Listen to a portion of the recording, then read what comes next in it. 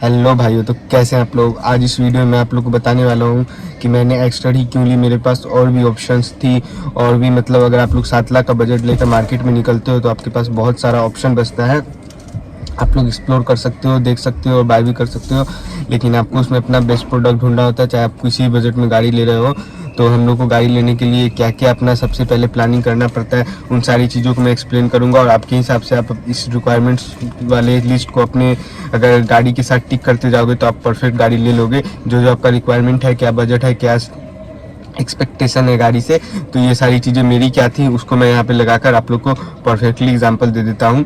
सबसे पहले तो मेरा बजट था 7 लाख का। उसके बाद मुझे देखना था 7 लाख के बजट में मेरे पास कौन सा ऑप्शन खुला है लेने के लिए। तो मैंने सारे ऑप्शन एक्सप्लोर करे। उसके बाद मेरे रिक्वायरमेंट्स क्या था उसको मैं सारी गाड़ी के साथ लगाकर देख रहा था किसमें सबसे ज़्यादा मेरा रिक्वायरमेंट फुल हो रहा है। तो मेरा रिक्वायरमेंट मैं आप लोग को बता देता हूँ।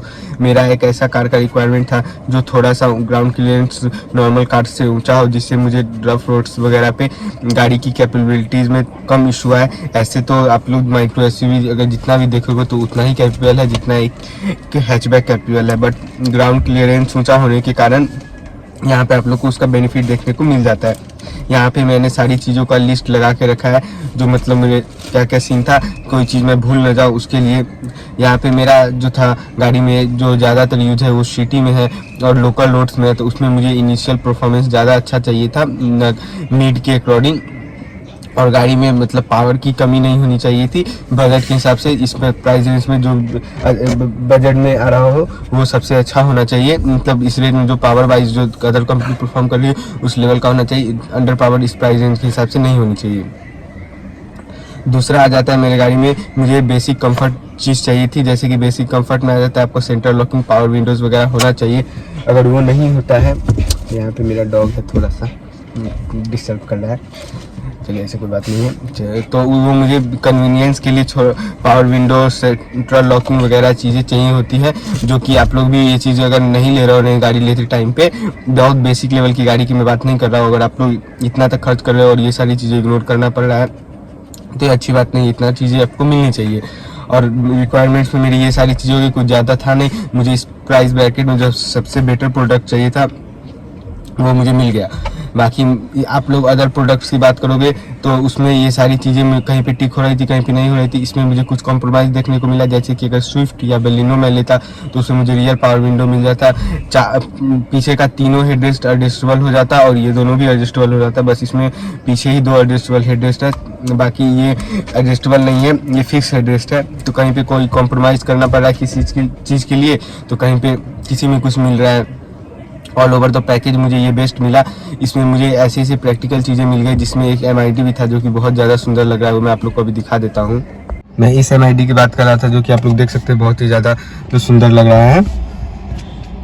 इसमें यहाँ पे आपको 3 तरह के ट्रिप्स के मोड मिल जाते हैं। ये करेंट, जब आप गाड़ी जब भी चाबी लगाओगे करेंट ट्रिप रीसेट हो जाएगा। ये जब से फ्यूल आप जैसे ही डलवाओगे ये रीसेट हो जाएगा एक। और ये जब आप अपना मैनुअल जब किसी को लास्ट रीसेट करोगे तो वो चलता रहेगा। बाकी यहाँ पर एक बदमाश को आप लोग देखिए, जो कि मेरे साथ ही हमेशा रहना पसंद करता है। और तीसरा फैक्टर था मुझे ऐसे कि कोई 20 प्लस की माइलेज नहीं चाहिए थी, पर इतनी बुरी भी नहीं चाहिए थी जो 9-10 पर आ जाए सिटी वगैरह मिलाकर। तो इतना बुरा मुझे नहीं चाहिए था। ऑलमोस्ट मुझे 15 के करीब का माइलेज चाहिए था, जो मुझे इस गाड़ी से मिल रहा है। अभी ये 13.5-14 का मुझे दे रहा है लोकल रोड में, जहाँ पे मैं चलाता हूँ रेगुलर इन्वायरमेंट में। बट जैसे कि ये पेट्रोल कार है और मैं रेगुलर डीजल चलाता है 1.5-2 साल से, कंटिन्यूसली पेट्रोल कार कभी चलाई नहीं इस बीच में। तो इसी के लिए मेरा पेट्रोल कार के प्रति थोड़ा सा ड्राइविंग बिहेवियर चेंज हो गया था, क्योंकि पेट्रोल कार को आपको जिस तरीके से चलाना होता है, आप लोग डीजल कार को उस तरीके से चलाओगे तो वो बुरा परफॉर्म करेगी, और इसको ऐसे चलाओगे तो ये बुरा परफॉर्म करेगी। तो वो सारी चीज़ें आ जाती हैं। इसको मुझे कितना बार इंजन नॉकिंग करना पड़ जाता है, क्योंकि मैं हायर गैस में रख देता हूँ। कभी कभी टर्बो का जैसे किक मिलता है मुझे ओवरटेक करने के टाइम में, उसमें ये किक लेने की कोशिश करता हूँ इसमें, तो ये मुझे नहीं मिल सकता। तो इन्हीं सब चीज़ों को मैच करने में थोड़ा सा माइलेज कम हो गया है, 1.5 MPH उससे ज़्यादा का नहीं है।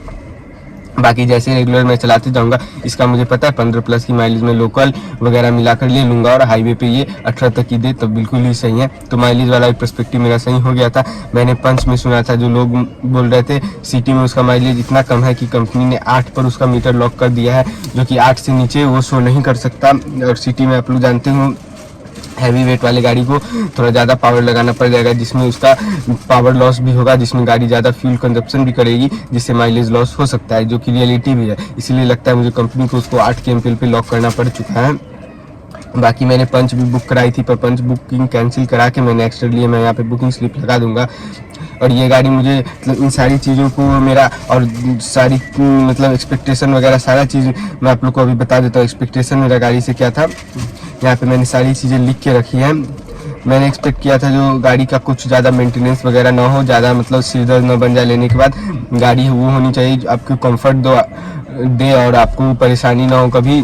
ऐसा ना हो जो गाड़ी आप लोग ले रहे हो 7 लाख की और मेंटेनेंस मांगे 17 लाख के हिसाब से, तो वो सारी चीज़ें नहीं होनी चाहिए। मुझे एक टेंशन फ्री टाइप की गाड़ी चाहिए थी जो मैं कहीं भी लूँ और निकल जाऊँ। और दूसरा ये था कि मुझे ऐसी गाड़ी भी नहीं चाहिए थी जिसमें ग्लिचेस वगैरह बहुत ज़्यादा हो।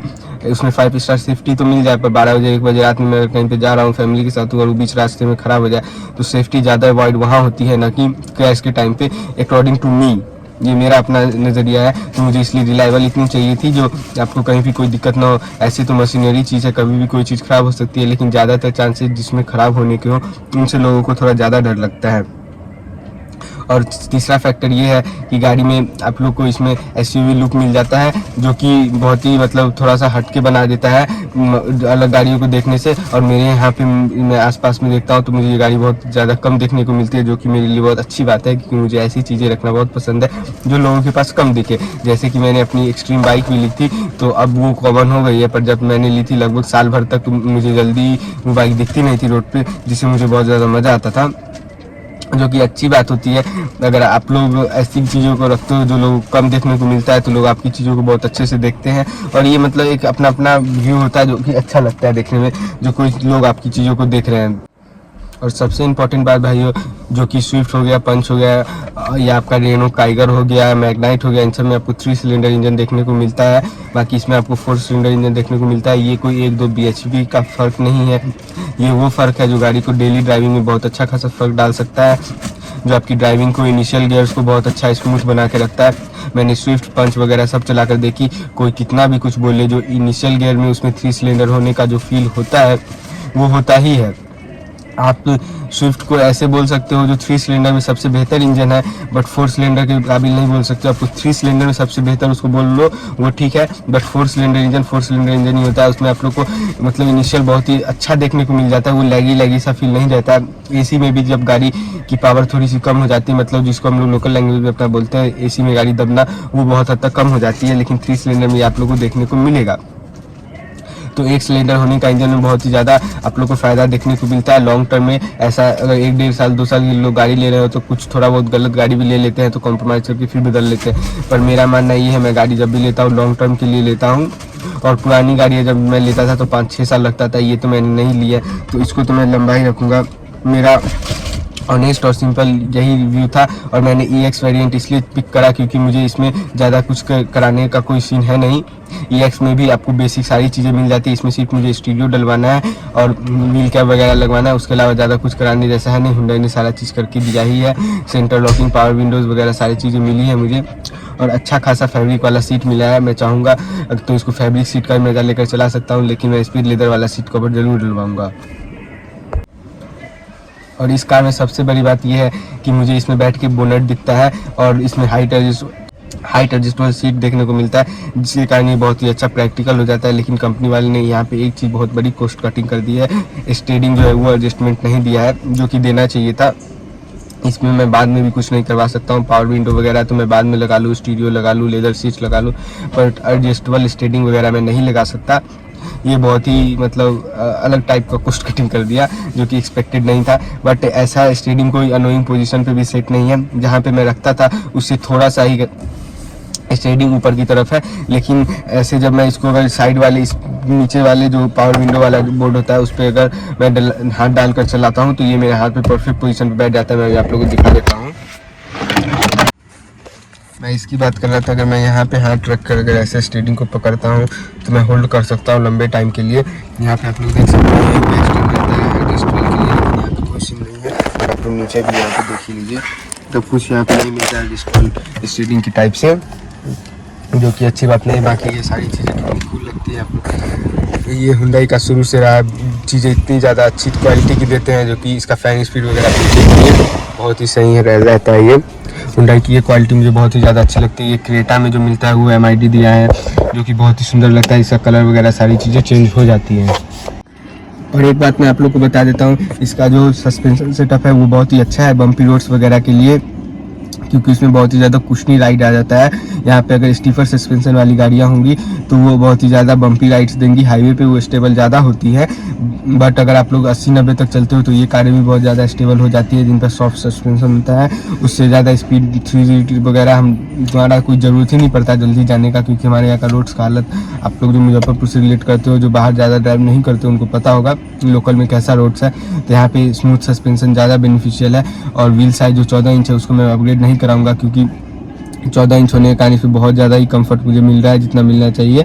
और अगर मुझे अपग्रेड कराना भी होगा एलॉय वगैरह में तो मैं 14 इंच में रहने का कोशिश करूंगा, 15 पे नहीं जाऊंगा, क्योंकि उससे मेरा कंफर्ट ख़राब हो सकता है। लेकिन 14 इंच में बहुत ही अच्छा कंफर्ट प्लस माइलेज का कॉम्बिनेशन जब मिल रहा है, तो आप लोग भी अगर एक्सटर्न ले रहे हैं, आपको अगर 14 इंच वाला मॉडल मिल रहा है, जिस एस वेरिएंट तक 14 इंच आता है, तो आप लोग उसी पर रहिएगा तो कम्फर्ट बहुत ही ज़्यादा बढ़िया मिलेगा।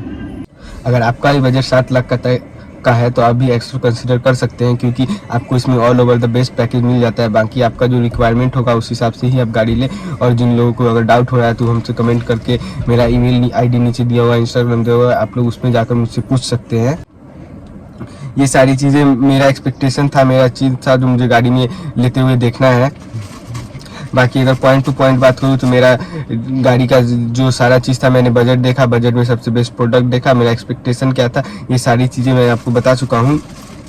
और बात रहा गाड़ी का रिव्यू का, तो वो नेक्स्ट वीडियो में आ जाएगा। गाड़ी का review all over the package में जिसमें क्या क्या देखने को मिला है और क्या क्या प्रोवाइड कराया गया है, वो सारी चीज़ आप लोग को नेक्स्ट वीडियो में देखने को मिलेगा। तो उस वीडियो को देखने के लिए आप लोग चैनल को सब्सक्राइब कर ले, और अगर वीडियो अच्छा लगा है तो वीडियो को लाइक कर दें। और इस वीडियो देखने के लिए आप लोग का बहुत बहुत धन्यवाद।